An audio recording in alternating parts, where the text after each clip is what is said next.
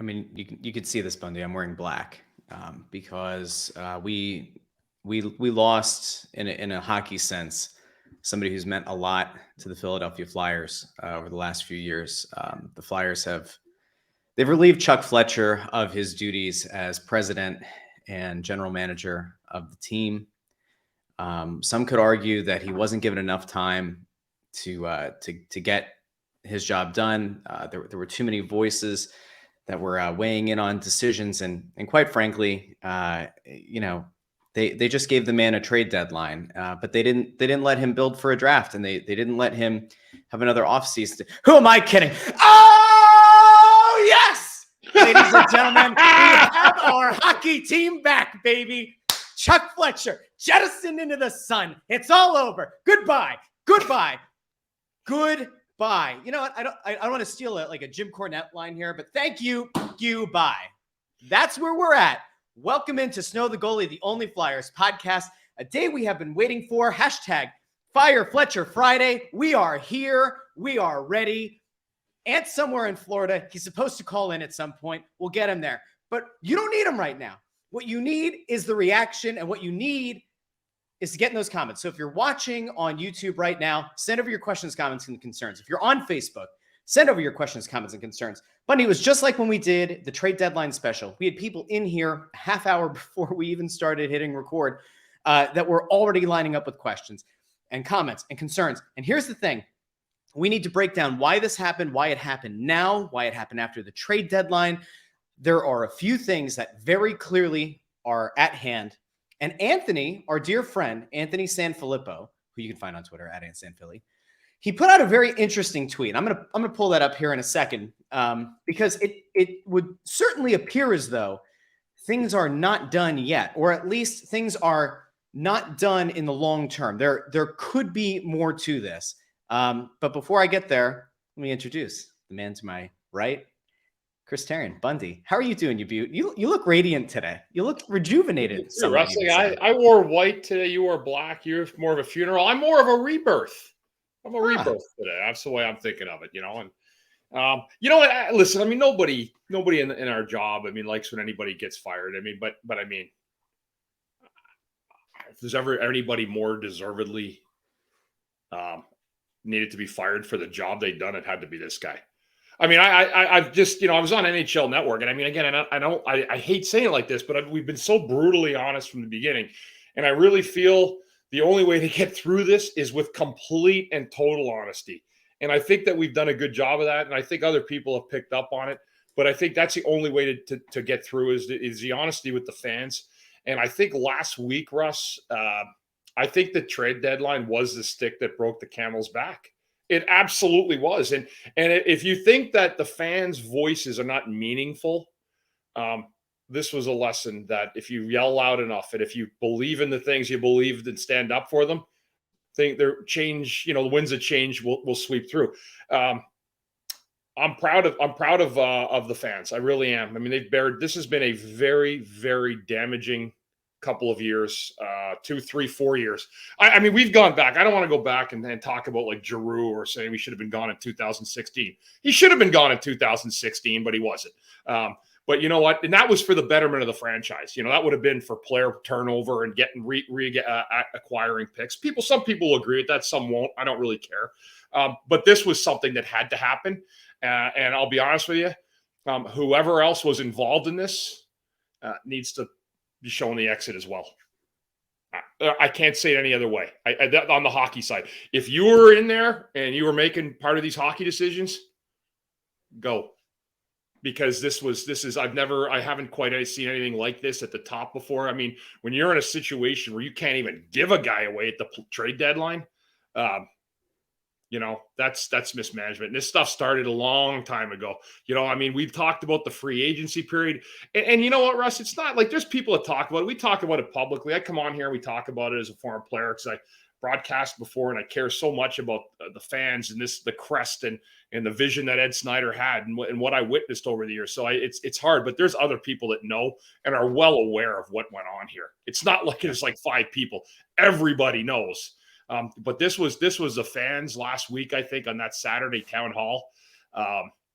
that I think kind of turned the sides over. And I think what had to happen was, I think the business people finally got a hold of Dave and said, we got to make a change here. Like, this can't continue.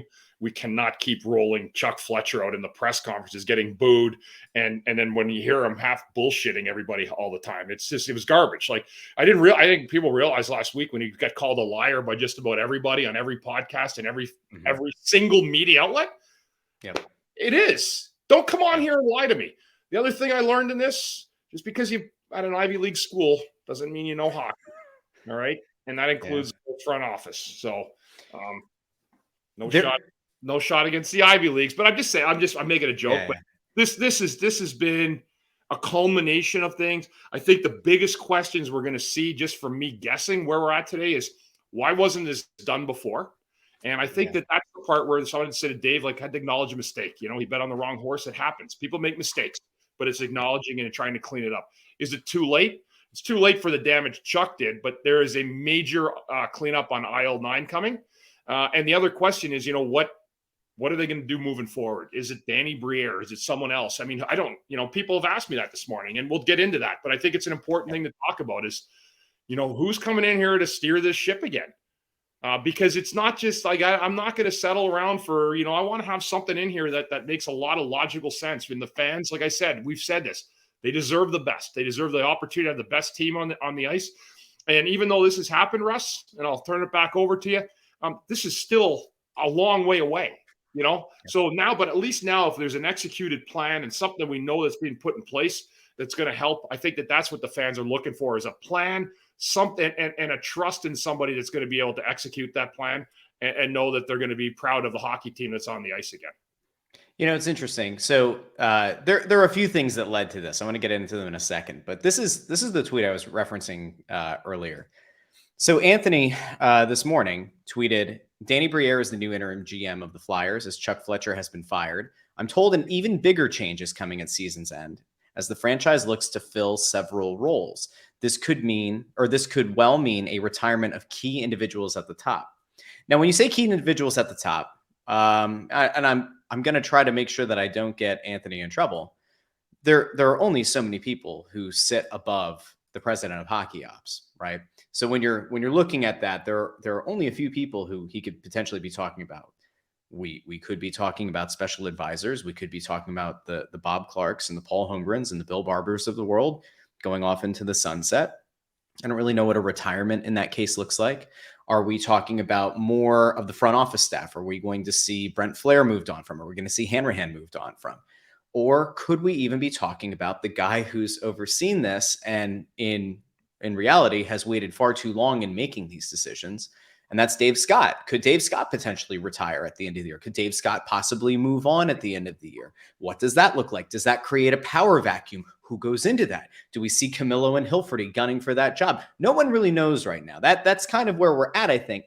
But it's interesting that Anthony pointed that out like he did, because it I think in a way, and it's helpful here, when you look at this move, getting rid of Chuck Fletcher, I was excited, right? Because I've been banging this drum for 18 months. It's been driving me nuts. And at some point, I almost felt like a horribly obsessed human being. Like, this is the only thing I could think about when it came to the Flyers. Like, I didn't care about talking about, Owen Tippett's latest goal. I didn't really care about seeing if Morgan Frost was going to be a bounce back player or ever live up to the hype. I knew that all of it was for naught as long as this guy was still in charge. And so the potential now of not just saying, hey, they're going to remove the guy who everybody hates right now in Chuck Fletcher, but we're going to keep all the cronies in place. We're going to keep all these special advisors in place. Anthony's tweet certainly alludes to the fact that might be changing. That could potentially be weeks away. That could be months away. But there is a legitimate shot here that we go into the 2023-24 season with a new president of hockey ops. We will. A new general manager. Probably new assistant general managers. I would assume an overhaul in some way, shape, or form of the scouting department. You could be looking at new coaching staff and development at the AHL level. And by the way, the guy who runs the team might not be a guy at all, right? You could very well see Val Camillo take over in Dave Scott's role. You could very well see Dan Hilferty take over in Dave Scott's role. There are a lot of things here that I think have to give fans hope and give them optimism that things are going to change. You mentioned that there have been a few things. One of them, and I had somebody reach out from one of the. I'm going to be careful here. I had somebody reach out from one of the 2 national networks that broadcast games, and they asked, "Do you have the clip where Chuck allegedly said that they used an app to decide if James Van Riemsdyk trades were fair or not?" And it took me a while. I had to go back through all the audio, and I eventually found it. I sent over the transcription, but at that point, whichever day that was, hint, hint, I guess, they were working on another video package, and there was a late game, so it didn't air. But when you talk about what's embarrassing, and you talk about how the organization as a whole has taken a hit in hockey circles, there are only a few things that you can really refer to. And I don't know, I'm hoping that the audio is going to go through here, but like, you tell me if you can't hear it or if you can, but let's see. It's a good point. And, Dave Scott at Comcast allowed us to put a lot of money into this performance department that we started building out last summer and our analytics department. They're coming up with some pretty cool things and cool ways of looking at things. The other day, they came up with an app where you can put in, we're going to trade James Van Riemsdyk for this. It spits out based on market value. So that's just an absolute. Russ, I hadn't seen that, and I said I would swear. What a fucking mess that is. I mean, that is unbelievable. You get a pack of bubble gum too if the clock comes out and grabs the ball. Like what is that? What a disgrace that is. I never saw it. They got it and said, now I'm fired up. That is an absolute friggin' shit show.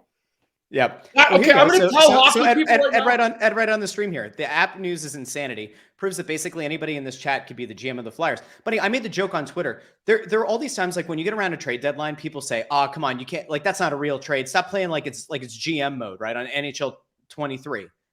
This dude, now I get that it's just a tool. I get it. And like conceptually, like you're not building your entire thing around this, but like to go and tout this as if like it was a big thing. Oh my God, and to tout this thing as if like, oh, well, you know, because, and this is the thing that I cut out. There's a part, the question that leads up to it is the person's a little bit critical and they say like, well, what is going to change if you're still here? Because you've been here for 5 years. Like, what is going to change? And that's what led to Chuck saying, well, we've got this app. We have this app that tells us if it's, you know, fair market value or not. Now, I get the need to have a bunch of tools, but holy hell, man. Well, like, they got a bunch of tools, all right. I mean, dude, I've never heard of anything like that. Like, that's having a hockey pulse, like having, you know, there's certain things when you watch it. Like when I watch a hockey game, the hockey people just have a feel for what's going on. That is a mess. I mean, dude, I don't even know how to fucking begin. I say I can't help myself today. I'm stunned. Too late now. We're live. Well, hold on a minute here. So I just go to Google a bit. Hey, Google, what's good market value for JVR? I never thought the day would come that we would see an executive of a team like saying that. And like, I know there were some people on Twitter who were like, hey, it's really unfair to go after the guy for this. Like, there's no way that he's just using that as the only tool. And that's fine. I'm not gonna kick Chuck Fletcher in like the side of his head on his way out the door. But like, that was bad. And like that entire season ticket holder town hall was bad. Like it was just cluster after cluster after cluster. It was bad answer after bad answer, bad answer. The optics were horrible. And by the way, so here's one of the things that, it's not like a clippable thing. It's not a tangible thing that I can give you a number on. But what we do know is that multiple season ticket holders and a decent chunk of them over the past month had opted out. Yeah. And we know for a fact from people who were at that season ticket holder town hall that were at least partial season ticket members had opted out prior to going to that. And they were just there to voice their concerns. We for a long time, me and you and Ant, we were told that we were being sensationalist. We were told that the way that we were approaching talking about this team was over the top. It was unfair. You know, Chuck is doing a good job. And we've said consistently now for quite some time, that ain't true. That's not true. You know, you can try to spin it however you want. That's not true. The guy's not doing a good job. He's doing an objectively poor job. And now it's done. Bundy. I want to know, have you ever seen in your sports life? No. I was going to say, have you ever seen an executive that's done the kind of damage to a team that Chuck has done? Yeah. And been allowed to do for 5 years? Like that. I'll let a little cat out of the bag. And I guess I could tell the story now. It's not a story you tell because, Chuck got hired. But when Hextall got fired and they were looking for a GM search, I'm not kidding you. People laugh. I went up to Homer because I didn't know who. I said, where do I put my application in for the GM job? I swear to God, this is like before Chuck. And he looks at me and goes, well, you're not ready for that. And I literally looked at him and said, well, what has this guy done in his career that's earned him the job? Seriously. Like I knew coming in, all you had to do was look at his body of work in Minnesota, and that would have been enough for me. Like if I'm a hiring guy, I look at his body of work, I look at his evaluation of talent through scouting, through his playoff performances and how deep he's gotten, how consistent his team has been. Dude, they were a mess. They were a mess in Minnesota. I mean, notice that they've rebounded since he left. Yeah, but Billy, I played with Billy. Guerin played hockey. I played with Billy. I know. I mean, he knows his hockey.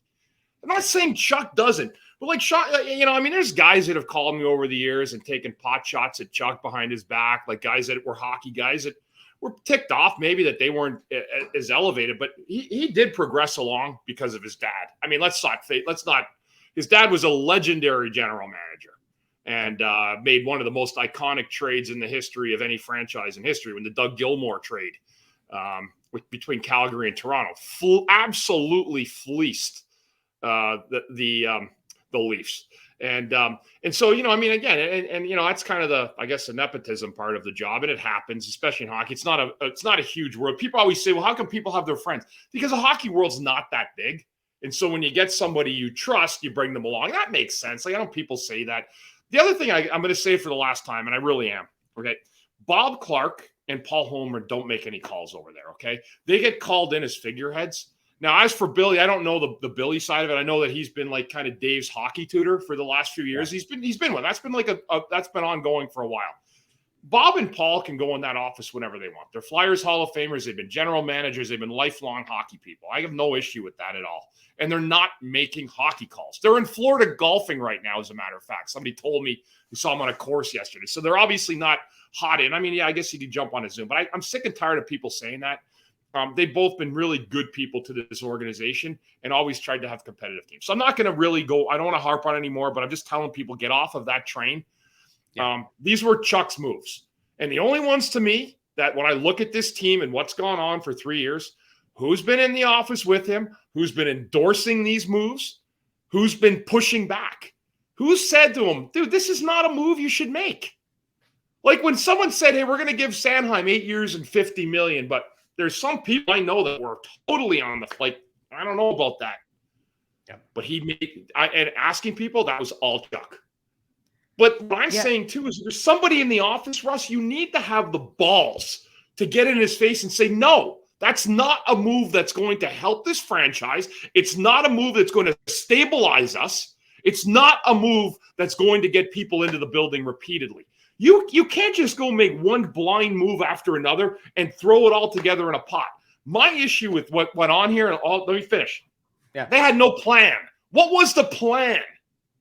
There was zero plan. And then I haven't even gotten in. This is like an asteroid hitting Earth, seriously.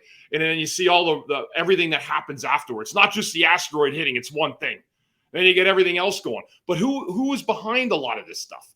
And there's a lot of things that you have to be on the ball all the time with. And there's a snowball effect. Those contracts that we picked up, Ryan Ellis, guys that were hurt, like, we've had, I know Coots, that's nothing to do. You sign a guy, he'd been here. But, man, we're in cap hell, Russ. And I don't give a shit who the GM is. You could have the greatest GM ever. You can't get out of this overnight. And unfortunately, the only thing that is going to be able to do it, the best GM the Flyers have right now, unfortunately, is time. And until time wears those contracts off, there's not a whole lot you can do. And by the way, Danny Briere, what's he going to do in April and May? Nothing. March, April, May. There's no moves made. So there is something to be said for that. All right. Briere is a guy that this organization has tried to develop for this moment, I guess, has tried to develop into a potential successor down the line, is well liked in the organization. You know, you run the risk, obviously, especially with this fan base that had felt alienated and had felt kind of left behind and had felt disappointed in their team. You do run the risk that if you were to just anoint Briere as the permanent GM at the end of the season or in the summer, that, here we go. It's like typical Flyers. They brought in a former player is now the GM. God help us. Like, let's see where this goes. I don't want to say that Briere can't do a good job. I have no idea. Absolutely no idea. What he was doing down in the ECHL was more of a president of hockey ops kind of role, more so than a general manager's role. So I almost would say perhaps it makes more sense to endorse Danny Briere as a president of hockey ops candidate than as a GM. I'm not saying that they should, but just based on his prior experience, that's more in line with what he had done. The issue, and I'm a little bit fearful, but I want to go toe-to-toe with you on this one. And at some point, if Anthony is still alive in Florida and joins us, he can weigh in too. I can't help but feel like what the short path here is that they're going to get to the end of the season. They're going to make some of the changes up top. Whoever is installed in whatever those roles are, and this is all very hypothetical. If Dave Scott is gone in the offseason or whatever. If one of those people like Danny Briere and Danny's here, that's fine. Danny and Tortorella have a good relationship. Tortorella has spoken very highly of Danny Briere. To me, that's a very linear path. I don't know if it's the right path, but it seems to be the easiest path for them to follow. And maybe you sit back and you say, we're going to let Danny and Torts do this thing for 2 years, 3 years, see where it takes us. And I'm not saying it's a bad path, but it's not a very inventive path.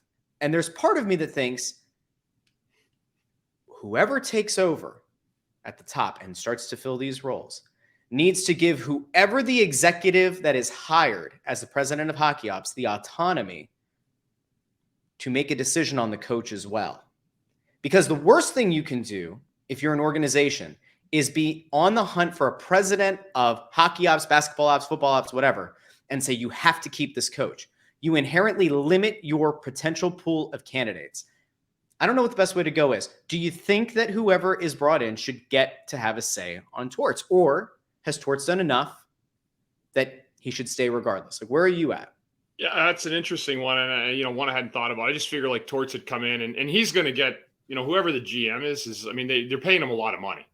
Mm-hmm. So, I mean, to relieve him of his duties after 1 year, to me, just isn't happening. Yeah, that's an interesting one, though. But I will say one thing. You will need a GM. If you got a Torts, you're going to have a GM with some balls and some pushback. Like somebody that's going to be like, all right, good. Coach the team. I'll handle what I'm doing up here, but you coach the team. But here's where you're at. And I've seen a little bit of it lately, and I think probably most people have too. It seems like Torts is starting to kind of talk about the personnel, what they're able to and not do. He sounds more like a GM some nights post game than he does a coach. And so it sure seems, just watching, and I've been around a while, that he looks like he may want to take a personnel role in this as well, decision. So, but again, that's the part where you have a GM. If you got a softer type of GM, the Torch will walk on you. If you have a GM that's very strong in his conviction and his belief, then that's two totally different relationships. There's one where you can bring Torts in if you want that. I don't know if I'm a GM, if I want that, but if you provide the GM there, if you put a GM in place, that's going to happen with, then you got to change a different changing relationship. So I don't know what they're going to do there. Torts has been pretty adamant and pretty candid by the way he's bench guys, sat guys out, that he's trying to do things his way and trying to make a point to either management or upper management, whoever, that I'm really not happy with some of the guys that you see as the future of this team. And I'm going to go out of my way to prove that point, to show you that. That's why I thought there was a disconnect with Chuck and Torts. When he would go after these top guys that were perceived, whether you liked them or not, doesn't matter. I mean, everybody, it's not their fault. They're in the league.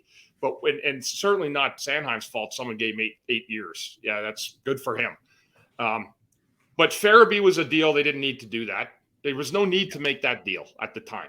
There wasn't. And now when you hear Torts talking, there's more of an active role and him trying to show this is not my move. And it's kind of me showing everybody I don't like it. So what am I going to do? I'm going to relegate them to the bench like a 7th defenseman or a 4th liner. And that's what he's done repeatedly. You know, there's another element to this that I'm kind of intrigued by, and I will just I wanted to say this when Anthony was on, but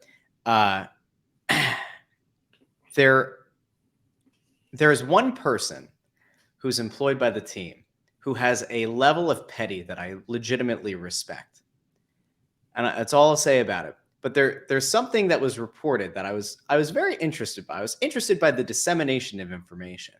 I'll go as far as to say this. We have not heard from Dave Scott for almost a year, if I remember correctly. I don't think we heard from him since the offseason, perhaps, I think. They make the decision to move on from Chuck Fletcher, who's been in power for almost 5 years. They fired their president of hockey ops and GM. And Dave Scott did not come out and do a press conference. Dave Scott put out a press release, but the press release didn't go to all of the press. It went to the Philadelphia Inquirer alone, which I haven't seen before. Maybe it has happened before and I've just missed it. But I find it kind of staggering. And it also makes me wonder if Anthony's tweet from earlier today about there being potential bigger moves going forward, this could perhaps lend some credence to that. Because if you are Dave Scott, you are now also not a very popular guy with this fan base. And this is the tweet I'm referencing. But if you look at it, the fans, I don't know if you saw this or not, Bundy, the fans were actually planning a protest on Saturday at the Broad Street Bullies pub. I guess that's Xfinity Live. And I got the feeling that there were going to be a lot of angry Flyers fans there. I don't know if this is to try to tamp down some of the anger and the vitriol, if the organization didn't want to have another black eye from another misstep. But I don't think it's a great look for this organization that the guy who runs the show, who is at the top of the totem pole, is MIA. It almost makes me think this is a quiet way for him to make a move to satiate the fans, and then we might never hear from Dave Scott again. It's just strange. I think the whole thing is honestly kind of weird.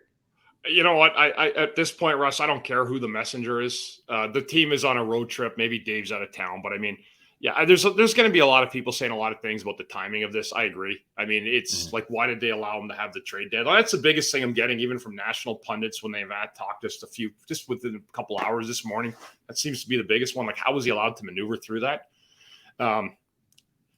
It's just, I don't know.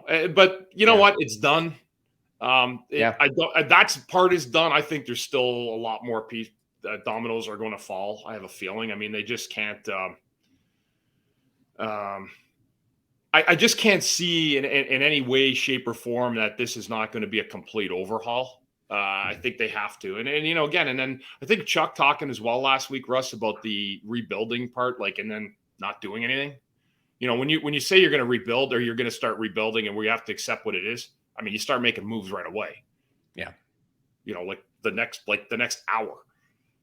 So. There's a comment that I'm going to show you and your head's going to blow off. Are you ready?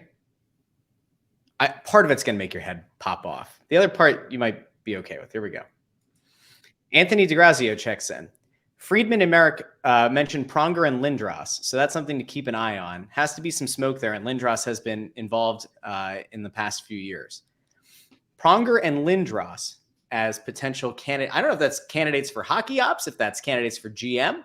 One of those guys has served in a personnel role, Pronger. If we're going to talk about like which of those two guys do I think has the balls to stand up to Tortorella, well, I'd probably say it's Pronger. But I don't know if either of those guys are the right call. I mean, what is Eric? What's he done in the NHL? I don't know. I don't think he's Well, done has anything. he, I mean, he's right? been, yeah, I mean, he hasn't been around. I mean, if you could ask him to name 5 players on any team, I don't know if he'll be able to do that. I don't know that, but I mean, hasn't worked with the hockey side. Maybe he shows up in the rink, but that's not working with the hockey side. Pronger's been around. I don't know. I mean, Pronger would make sense, I guess. But I don't know, like Eric, I don't know what he knows about GM job. I mean, you got to be around, like, you got to be pulling these names all day long, So I don't know. I don't know. So, again, it's like Briere. I don't know. Yeah. I haven't seen any sample size. Like, there's nothing I can tell you. Except Eric's not like this guy here. I don't even know what he knows about hockey in the current league. Like, I have no idea. So I don't know what everyone's talking about if that's what they're thinking. I guess he's as viable as anyone, the next guy, if that's what they're looking at. But Steven checks in and says Pronger did pro scouting, was part of player safety. Let me throw this idea to you. What about this is all nonsense, right? Because none of this is confirmed. We haven't talked to anybody about this possibility. If the organization really likes Danny Briere, say Camillo or Hilferty replace Dave Scott, all of this is predicated on, I hate to say this, but if Dave Scott's going to still be here next year, shit ain't changing. All right. Like, status quo for the most part. They're going to change GM. They'll change president of hockey ops, but like, I don't know how much of this really changes.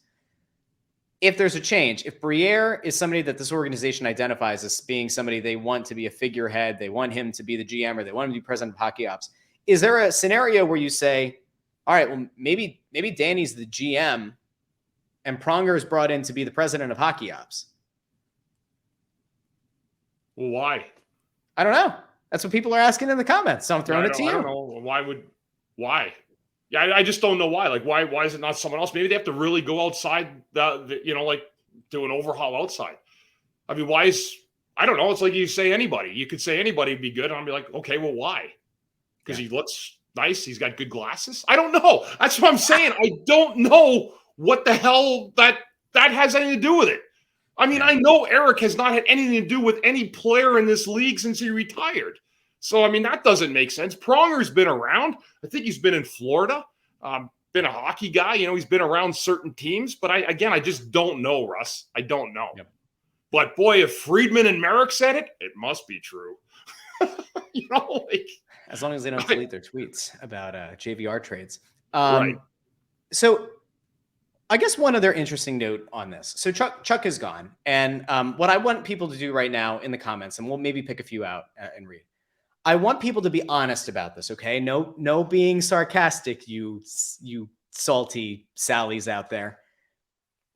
I want people to drop in the comments, what is your number one memory of Chuck Fletcher as the president and GM of hockey ops? I just want to know. Drop it in the comments if you're on Facebook or if you're on YouTube. What's your number one memory of Chuck Fletcher's tenure here with the Philadelphia Flyers? It just happened for me just 20 minutes ago. With that app thing, dude, that's it. That was it for me. I thought we were joking. I thought somebody like that was a skit like you'd put on a Saturday Night Live. He was serious. Yeah, Kenny says getting fired. Ed Wright says that he was the worst talent evaluator he's ever seen in the NHL. Worst, in a sense, is a superlative. So Ed, with a little bit of positivity there. Mitch on YouTube says bad contracts. AOB mentions this was an all-timer quote because he said it this trade deadline, but he also said it last trade deadline when he also did little to nothing. Making trades is hard. You need a dance partner. You can't just make a trade on your own. Here we go. Colin said the same thing. Making trades is hard. A mess of mediocrity. The Risto trade and signing. Yeah. The Sanheim contract was the nail in the coffin for me, says Anthony. That to me, Bundy, was the moment that we knew this was screwed. Like, I think we knew that going into the season anyway, but Chuck Fletcher had gone out and said, we're excited to have Torts come in and evaluate these players and see which players will be part of the future going forward. And then he signed Travis Sanheim to an 8-year deal before Tortorella had the chance to coach him through a regular season or through like a month of the regular season. Chuck was just like, nah, we like him. He's good. He's good. Trust us. He's fine. He's fine. It's like that fringe person, like the friend of a friend who goes with you on like a Saturday night. And you're like, I don't know this guy. Are we sure about it? No, he's fine. He's fine. Cool. He's good. Trust me. He's weird. Very strange. Let's see. Paying to get rid of Ghost, which we still haven't seen. I don't think we've seen another GM make that same kind of move with a second-round pick, right? In the time since, where he attached 2 picks just to get off of Ghost's contract, which you killed him for when it happened. I thought that was another one for me where I looked and I'm like, holy shit, we got a second rounder for Ghost. And then I think it was Anthony goes, no, read it again, Bundy. Literally, dude, I got tongue-tied, which is really hard to do to me. And I was sitting there saying, like, holy fuck, we actually gave a high pick to dump a contract. Like, and we're kind of like living in the same land anyway. Like, you may as well just been better off hanging on to him in hindsight. Like, he wasn't going to do anything more, or less than he was at the time. So I don't. For me, I'm going to go with the app comment that just happened. Thank God I didn't hear that 6 months ago, because I would have literally railed if I heard that, like, it was like a video game, dude. It was like one of those Nintendo Switches. Hey, what can I get for JVR today? Fair market value, please. Currently, there is no value for JVR. Guys, we can't trade him. The machine just said so. I hate to tell you this, boss, but NHL 23 says it's an unfair trade, so we should not execute that. Here we go. Cool Adam says, we're retooling, Charlie. That was the comment. I believe it was around season ticket holder time last year, and then it was reiterated again in the summer. By the way, dude, I don't even know. How much of the season ticket holder thing did you hear? Just some of the video, like, people were sending me random videos, and I'm like, oh my God. I mean, it's like when you start booing poor little Coatsy there. I mean, that guy wouldn't know what a boo is anyway. It's like, tell him anyway. I said, you actually had to play. Folks, keep it classy. Keep it classy. Keep it classy. I told Coatsy, I said to Coatsy, you actually had to play to get booed, but congratulations, it took you 50 years. You finally got it. Here, I want you to hear this, because I don't know if you've heard this. So I had you really fired up about the other clip. Here's another clip. Okay. This is a question that was asked by one of our listeners. One of the Snow the Goalie listeners went to the season ticket holder town hall, and she had a great question. And a big part of it was, why should people continue to spend money on this team, given the product you're putting on the ice, when they could just as easily spend that money on the Sixers, or spend that money across the street on the Phillies or the Eagles? And Chuck. 22, whatever, middle last season, this whole season. It's probably a stupid comment, no question, to say aggressive retool this map. I will say at the time we thought that Couturier and Ellis would be hockey players first. I'm going to go back to that, because I think it was right there. To say aggressive retool this map. I will say at the time we thought that Couturier and Ellis. This guy came out and admitted publicly, that saying aggressive retool was probably a stupid comment, and then went on to say that the idea of calling it a rebuild scared him.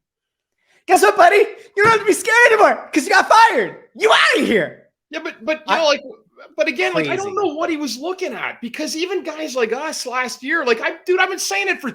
Okay, I'm going to take people through what I've watched, okay? And I'm going right back into the 2015, okay?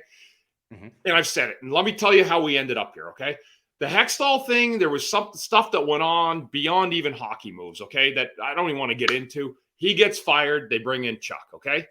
So when you bring in Chuck, there's a lot of different things that went on. And I think at that time there had to be they needed to start doing a full overhaul of the team then, to be visionary enough to say, okay, 2016, maybe we made the playoffs. But, man, I'm seeing like a decline, right? Like, it's starting to sled down. We're in, we're out, we're in, we're out every other year. That is not a formula that's going to make your fans happy. And so I kept telling people, I said it to others, I said, they need to start redoing this. How do you do it? You get rid of Giroux. That's the guy you get rid of right away in 2017. He'd been here since 2008. We'd had enough sample size of what exactly that was going to look like. Yes, he's a point producer. He's a power play specialist. How deep did he get you in the playoffs? All right, I know it hurts to hear that. When other guys that were stars on their team did it and carried their teams, that's the reality of the sport, okay? It didn't happen here. So you need to take that guy at the time and you need to start shopping it really slowly, and that's where your retool begins.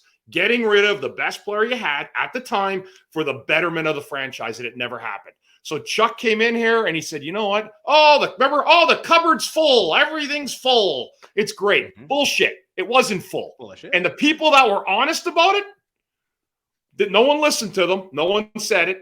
But this is a team, and I'm telling you, there's coaches in here that knew that there had to be stuff that happened long ago. And what happened? So they went out and they get free agents, one after another. Chuck trots in these free agents, highly paid, ineffective, can't play, hurt, whatever it was. This stuff went on and on and on. Then we end up getting in where we're giving away a bunch of fucking first-round picks for guys that were 6th, 7th defensemen, 5th, 6th, 7th defensemen, extending them for 5 years, right, under his watch. Getting no free agents in the summer, zero. Except the guy who's a fourth-line tough guy who, by the way, has done a good job this year, for what he is. Not taking a shot at the laureate. He's been fine. All right? Yeah. There's been no vision. There's been no plan. All right? Everybody dumps on the guy for not getting Gaudreau. People want to hear us. I don't want Gaudreau here. We'd still have the same team with him here, except another $9 million going into the dumper over the next 8 years anyway. These are the cold, hard truths about the hockey department. And somebody needed to go in there with the balls or something to say, hey, this didn't work. It's not working. But 5 or 6 years ago. You know what? Because the little train that's trotting along, it's good until it's not good. And then the fans see it. They see it for what it is. And then it's too late. I'm telling you right now, there's been a lot of good changes that they've tried to do over at that building on the business side. They heard people last year talking. And we were saying the hockey side, let's give them a chance when I started this a couple years ago with you guys. But you know what? Everything actually did the 180. The business side started listening and trying to do better things in the building. And the hockey side faltered beyond words that I can't even explain. Mismanaged salary caps, mismanaged acquisitions, bad trades, bad drafts. And you know what you end up with? You end up exactly where we are right now. And you know what? It's going to take time to get it. It's going to take a collective effort. And I'm telling you, the fans right now, the one thing I'm asking, because I love this franchise, I do. I care so much about it. Stick with it. Give it a chance, even through the hard times, because it's you guys and your passion that I do believe got a result in this. So make sure you stick with it. There's going to be some pain ahead. But as long as we acknowledge that we're going to go through this together and somebody's going to try to do it right, we have to stand together here, guys. And you know what? Because this franchise is too important, it's too valuable, and it's too critical to the culture of Philadelphia. It deserved far better than it got. 100% did, and it deserves much, much more good things to come in the future. We haven't seen it lately, but man, I'll tell you what, the fans, you guys did your part. Keep doing it. Keep the belief up. It's going to take some time, but every team goes through it. And at the end of the day, we're hoping that we become the Chicago Blackhawks or the Colorado Avalanche or the Tampa Bay Lightning. But that's what it's going to take. That is what it's going to take. It's going to take some patience. But support the team. Support where they're at right now. They're trying to make changes. I'm seeing it. And even as pissed off as what I've just watched, Russ, and people that are listening and hearing me, I do believe that there's going to be better days ahead. I do believe that. I have to believe that. This franchise has been part of my life. It has. It's been, and I love it as much as anything. And the fans in this town, I've expressed that over the years. But man, I'll tell you what, somebody did something finally right today. There's a new era upon us, whatever that is.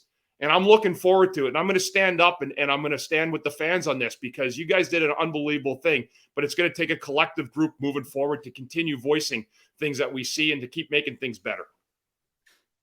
That was really good. You know what? That sounds like a man who might put his resume back in for GM. I'm doing great things in the world, like helping people with my dick. That's what I love. I stay doing this because I have passion for the sport. When I broadcasted, and you know what? The fans deserve to hear the truth. You know what? And I'll be honest with you, Russ, not a lot of people stood up for 2 years and said, this is what's going on. We did. And I'm proud of that. You know, like I've been a guy that's never bullshitted any time in my life. You know, I've been a man of integrity. I say when I call something, I say what it is. And this is exactly what had to be said. You know, Chuck had to be as honest as someone like me was and say, we need to get this right. It's not, we need to really figure out. Don't tell me about analytics. Either you got an eye for the game ultimately, because I'm telling you one thing right now, Steve Yzerman, watching him in that box in Tampa the other night, or in Detroit when they came here, I know they lost, the Flyers played a good game. You know what? You can give him analytics sheets and he'll look at them as I would, or any other person is. but it's a hockey eye. It's that knowledge of what person carries character-wise, what you have in your soul, and when you go out on the ice, and the passion you have and the compete level you put in. That's what makes a hockey player. It's not all these analytic stuff and, who does this and that. Some of it means stuff that it does mean. You get a perspective. You get to see a little bit more outside of what the eye does, and that's fine. But man, I'll tell you what, you can't go around with little fucking machines and stuff telling you what's going to trade you this or coming out and signing guys to contracts that are insane, that you box your team in for years. I mean, this needs a complete overhaul. And I'm telling you, whoever comes in here right now, you're trying to addition by subtraction at this point. Good luck. Anyone needs help, give me a call. And therein lies, by the way, therein lies part of the problem. And I don't want to take this negative, so we'll kind of nip it in that. But this is part of the problem with waiting so long to make this move. We haven't even really talked about the fact that was a missed trade deadline.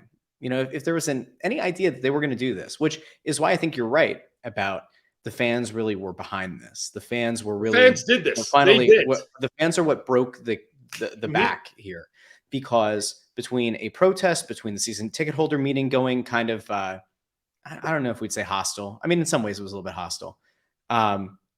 The fact that people aren't showing up, like the business side has done a really good job of filling the arena, but like at the same time, it's not quite the same as putting a good one more thing, Russ. I know one more thing that did this, and you do too. There's one event that happened. I went nuts last week. There's one event that happened that I think absolutely made everybody go insane. It made me crazy. You know what it is? Go ahead. It happened last week at the Wells Fargo Center. When the Ranger fans came in there and they 70-30'd that Wells Fargo Center. Dude, I've seen Ranger fans. I got news for you. They're a bunch of, they're clowns, but they were just enough clowns to jump up here, up 95 miles up the turnpike to go into the Wells Fargo Center and take over our building. I go to the Garden, they hardly cheer. Seriously, it was like one of the quietest buildings in the league when I played there at the Garden. But that made people, I think there's people that made absolutely insane. And it made me nuts. It's nuts because I go to their building. Sorry, I'll tell New York. I'm sure if a Ranger fan hears me, I played in your building. You're not loud. You're a bunch of phony fans. You're not. You're fucking phony. And you come in here to this fucking building and you cheer loud because you know what? You can't make noise in your own building. All right? That's right. That's the truth. That's right. I think the last thing on this. Where's Anthony? So I'm not going to read his text. I don't know if you've read his text. I'm sitting here just trying to make sure he's okay. He didn't die, like an alligator didn't jump out of the water and eat him in Florida. Make sure he's, done rubbing Ranger Suarez's back in the clubhouse or whatever. Like, I just wanted to know where he's at because he told us he was going to be here. And he had at me there, Bundy. I might have to sick you on yeah. He's baseball right now. He's baseball. Here's the one thing that I guess people have the right to wonder about, and I don't know how you do it. Okay. There was a comment here, and I might have lost it now. It was about the draft coming up, and it was about the fact that, for better or worse, Chuck doing what he did by not letting this team bottom out is a real issue, and it has long-term issues. And the biggest potential problem is that because Chuck was in self-preservation mode, and because Tortorella raises your floor so much, that there is a legitimate chance that you have now fallen too far out of the potential to get Connor Bedard. Let me posit this to you. In a scenario where Danny Briere is the interim GM, and whoever might take over at the top is going to roll with him, or it's been communicated that, like, don't screw this up, this will be your job. Could we potentially see a scenario where Danny Briere does what Tortorella had advocated for, which was sending down some of the better prospects? They don't get any NHL time. Send them down to the AHL to do that run towards the playoffs. And do we see Briere push the notion of it's a new chapter, and so we're going to play some younger players or some AHL players that maybe aren't the top prospects? We're gonna try to get a better look here.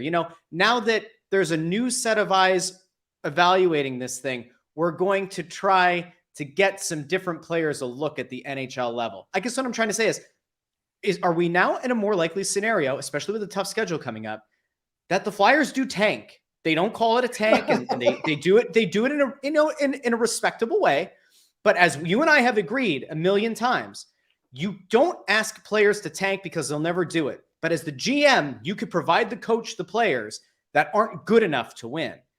Are we potentially, Bundy, going to see a last 16 games here where the Flyers aren't fielding their best team and perhaps do get themselves back into that sweepstakes at the top 3, top 4? What do you think? I think they've been doing a pretty good job of trying to tank as it is lately anyhow. I mean, you can't go every night, Russ, lose. Like the league is just not good enough where someone's not going to show up some night where you're actually going to win a game. Like Detroit came in here, was it Sunday? They lost a terrible game the night before. You figure, they're going to play better. They're playing the Flyers, but the Flyers won. I mean, what do you want them to do? They've lost this week. They lost to the Rangers. I know they got that valuable point that you don't want to see in overtime, but they just lost to the Lightning. They just lost to the Hurricanes. And they got some tough games coming up, just looking at their schedule off the top of my head. But, I mean, Penguins, home against Vegas, Buffalo, Carolina, Florida, Minnesota, Detroit, Montreal, Ottawa.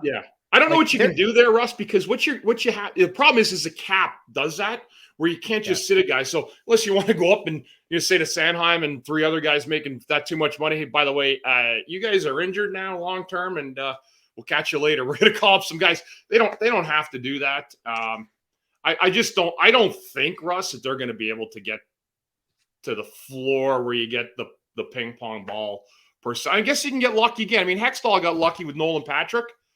You leave it to the draw of the, the gods, the luck gods. But I mean, at the same time, if you can get one of those, like somebody actually I just saw at the bottom that apparently there's 3 picks, maybe 4 that are really good, top 3 or can't miss 4. type of players. 4 yeah, really good. So, again, how do you get to that? You don't have assets to trade. Yeah. You don't have any draft capital to give to even climb back up from where you are. So let's say you're picking 6th.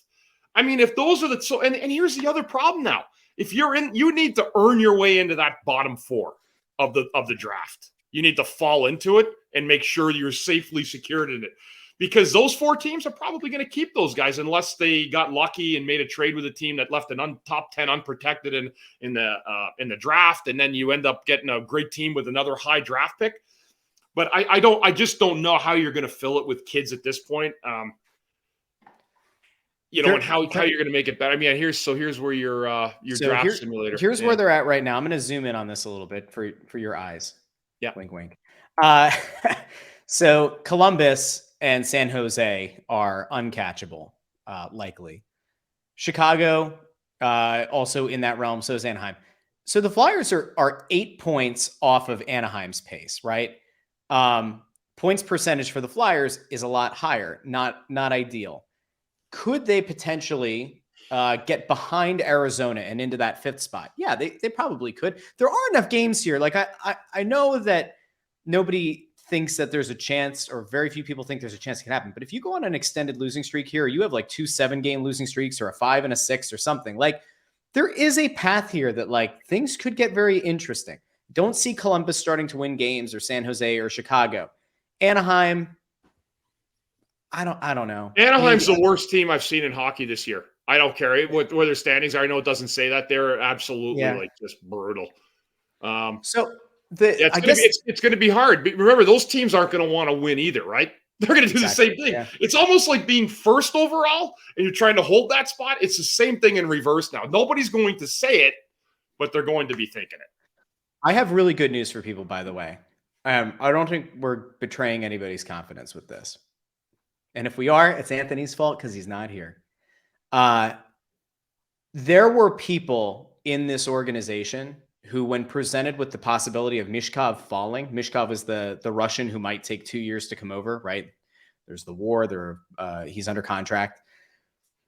There are multiple people of importance who believed that if presented the option, say the Flyers were sitting there at 6 or 7 and Mishkov had fallen to 6 or 7, that Chuck Fletcher and Brent Flair and maybe some other people in that front office, but especially Chuck, did not want to have to be presented with the option of potentially having to draft Mishkov, because there's a good chance that he would have passed on him. To give you an idea, this rebuild needs high-end talent. This rebuild doesn't need fringe players. This team doesn't need a second pair defenseman that you develop down the line. It doesn't need a top 6 forward that really is like a tweener between the second and third line. Mishkov, it appears, and it's hard to make these projections, right? But he looks like a stud. And if it weren't for the fact that it could take 2 years or so for him to come over, he could have been in contention for the top pick, or at least the lock for the number 2 pick. The fact that Chuck Fletcher would have honestly sat down and said, I don't know. I don't know if I can take that guy. Why don't I just take this other guy? How about this guy from Minnesota? I don't know who's from Minnesota, but I assume there would be somebody in the first round grade, according to the app, that would have been from Minnesota.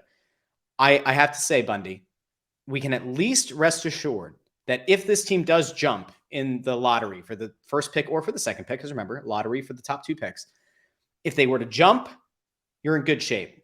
Even if they weren't, and you go in that inverse order that we talked about a couple of episodes ago, if Mishkov does fall, any GM with a brain is going to pick him up. They're going to have to. And especially a GM who is at the start of their tenure is going to take it. That might not be a role that you can take if you're in your 3rd year as a GM and things are starting to turn and you really need to turn things around. But if you're in the first year of a rebuild and you swing for the fences with a kid that legitimately looks like he could be a stud and you have to wait for him, I think you're going to be allowed the latitude. And I think the fans are going to give you the latitude to do it. Playing it safe with a top 4 pick, a top 5 pick, and then saying, you know what? Not worth the risk. That doesn't get it done. That's exactly how you end up in the kind of mess that this team is in. So I thought we'd give people a little bit of good news on that front before we head out here. Is there anything you wanted to hit on as we do you have final words, Bundy? You had some impassioned moments on this episode. Well, we're passionate in sports town, Russ. We're passionate people. We're passionate Flyers guys. And, I played here. I was afforded the beautiful opportunity of coming to this town. And you know what? I love it. And I'm passionate like the fans now. I've been out of the game a long time in terms of a player. But I feel it. I go down to the games and I love seeing the fans. And you know what? It's a new era upon us. And certainly it's going to take some time. But, again, like what I asked for, just be patient right now. And let's just, if it's Danny, we'll give him a chance. And if there's more dominoes to fall, we'll see what those are. But, I actually give Dave Scott, I know people say, why did you do it last year? And it's ridiculous, but somebody had to pull the trigger at some point. And it just felt like this was getting to a point where, the damage was too far into where we were into the damaged land. And then we had to keep this going. It could not continue like this. I mean, I'll tell you what, that's Philadelphia sports, man. It's getting stuff done. I wanted you to see this really quick before we head out. Alexa, who do I draft? Oh, if Fletcher were here, run in the draft. All right. Listen, a huge thank you as always to everybody who checked out. I do want to let people know we're in the process of figuring some things out programming wise with the show. We've had a lot of really good interaction. I honestly miss doing the live show that we used to do during press row. This is pre Bundy days, when Anthony and I would do the pregame and do the intermissions. This is back when Bundy was on TV and that show was good. But have to say we miss doing this kind of thing, and it is hard. Bundy's out there, saving people's lives with recovery, right? He's got a packed schedule. We're working on it. We're figuring it out. But I do think that there clearly is an appetite. Here we are with over 300 people at any given time over the course of an hour, not dropping below a certain number. People are hungry for information about this team. They're hungry for news about this team. It's almost, in a way, Bundy, I think it's a testament to the Flyers fans as a whole, that despite the fact that this team has been effectively run into the ground on a hockey ops side, there are people who still come back and care. And while some might have abandoned their season tickets, and while some might feel like, anybody who's given this team their money in any way is, part of the problem, all that, one thing that unites all of these people is they care about the team. And even those who have fallen into apathy over the last year, today is kind of like the reawakening of those people. Yes, there are still moves that need to be made. Yes, there are potential bigger dominoes to fall. But for once, for maybe the first time in 2 years, 3 years, there's actually a little bit of light. And now people can believe again that their team is coming back. You said earlier, and you've said it before, business ops this year especially has really turned things around. They have. Has made an effort, has made a huge effort. Yes, that's Val Camillo, right? So that actually, I'm going to give an applause. They have really transformed the in-game experience. And you know what? And I don't know, I'm not going to say they listened, Russ, but I'll tell you what, I've enjoyed the experience down there. And I've said it before. I'm not going to bullshit anybody. I've had good nights down at the Flyers games this year. It's been fun. And the fans have been great. And you know what? I'll say it before. And again, I couldn't be more proud of this fan base. They've gone through a lot. But as I said, Russ, many times, they are the beating heart of this franchise. Yep. Snyder knew that for years. The players always recognized it. You are the beating heart of Philadelphia Flyers hockey. And you showed everybody really who you are. And so, but I'm telling you, stay with us. Just stay with us. I'm asking you. I'm going to do it. I'm going to help whoever's in there. And I'm asking you guys as fans to do the same thing because I know you care as much as I do and Russ and Anthony does. So there's winds of change today, Russ. I feel like doing a little Irish jig right now, like some of those fans right there. I know they're out there doing it. I love that. There's something that came across here. I'm gonna make sure that I don't. I need to be careful here, Bundy. I'm gonna hold off. I'm gonna hold off on what was sent my way. I will say this. Obviously, you know where to find us. If you listen to the podcast, we're on Apple Podcasts, Spotify, Stitcher. We're on Google Podcasts. We're everywhere that you get your podcasts. Of course, you can find Snow the Goalie wherever you get your podcasts. You can also find us, and this is another important thing to note. You can find us over on YouTube. Now, of course, we do the YouTube channel. The YouTube channel's Crossing Broad. But I do want to point out to people that we're in the process of creating a new YouTube channel as well. If you look for it, you should be able to find the Snow the Goalie channel. I know that if you do youtube.com/@snowthegoalie, you'll find that one as well. If you want to subscribe and hit the bell or whatever so that you're notified when we do things, I think we're going to move a lot of the live stream stuff that we do over to that channel. And over time, we're going to kind of migrate and do our own thing on the Snow the Goalie channel. But big thank you to everybody who checked us out today. I know that it means a lot to you. It means a lot to me. I'm sure it would mean a lot to Ant as well. He's not here for it, but I'm sure that he would care. And someone said he was getting autographs at batting practice at the Phillies place, right? Don't forget there was the time. Don't forget though, there was the time that he went to the Pirates game, and then when he came back, he was like, "Oh yeah, a guy ran into me," and he said, "Oh, are you Anthony Sanfilippo?" Now, does anybody believe that? I don't know, but Anthony wants us to believe it, so we're going to believe it because we care about the guy and we hope that he's well. I'm going to not hold it against him that he had himself a little bit of a fit in a text, and we'll go from there. I want to show you something else really quick, Bundy, before we get out of here. And this is the thing that I was afraid to show this to you, but I think it's okay now. We have acquired an image of Anthony and where he's at right now. So I'm gonna throw this over to our non-existent producer to show this to the people. We have located Anthony Sanfilippo. That is correct. We have found him. Here he is. There's an image of Anthony. He's ready for the beach. Ready for the beach there, Bundy. So there he is. There's Anthony. Tell you what, boy, he lost a lot of weight this week too, huh? He's been hitting the gym, and look at gotta that. say, God, he does look good. He does look good, yeah. He does look good. So all the best to Anthony wherever he's at. Somewhere. No, in Florida. apparently Anthony's in Clearwater right now, and he's trying to sell that app to the Phillies. Oh, the trade app. Well, that's good. The trade app. Yeah, so they're working together right now. Apparently, it's revolutionary in the sports world, and every GM should have one, Russ. Every GM should have one of those babies. Well, unfortunately, we do have an interim GM. We no longer have a president of hockey ops. I will once again ask people as we head out here to just hold on to those memories that you had with Chuck as the GM of this team and as the president of this team, and hold those moments close. Hold them fondly. Don't cry because it's over. Be happy that it happened in the first place. And with that, thank you for checking out Snow the Goalie, the Only Flyers podcast. We'll be back next week. Have a great day, everybody. Thanks.